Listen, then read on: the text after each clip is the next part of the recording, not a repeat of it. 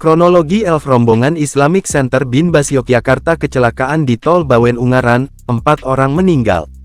Mobil Elf yang mengangkut rombongan santri dari Bantul, Yogyakarta mengalami kecelakaan di ruas Tol Bawen Semarang, Kabupaten Semarang pada Jumat tanggal 18 Oktober tahun 2024. Kapolres Semarang, AKBP Ike Yulianto W menjelaskan bahwa rombongan tersebut sedang dalam perjalanan ke kota Semarang karena akan mengikuti kegiatan Lomba MTQ pada Sabtu tanggal 19 Oktober tahun 2024. Rombongan dari salah satu pondok pesantren di Yogyakarta di mana Sabtu esok rencananya akan mengikuti Lomba MTQ di kota Semarang. Saat ini kecelakaan sudah dalam penanganan yang dipimpin langsung oleh Kasat Lantas, kata AKBP Ike. Sementara itu, Kasat Lantas Polres Semarang, AKP Lingga Ramadhani menerangkan, kecelakaan itu bermula saat mobil Elf yang dikemudikan M. Noval, warga Yogyakarta tersebut mencoba menghindari kendaraan yang diduga mobil Innova di depannya.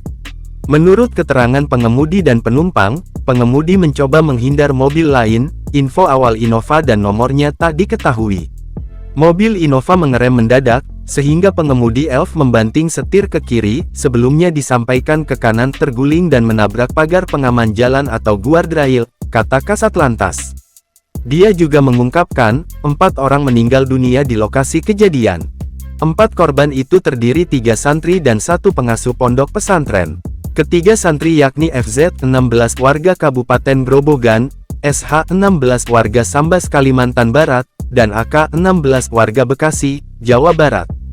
Sementara seorang pengasuh pondok pesantren tersebut yaitu AF 18 warga Lombok, Nusa Tenggara Barat.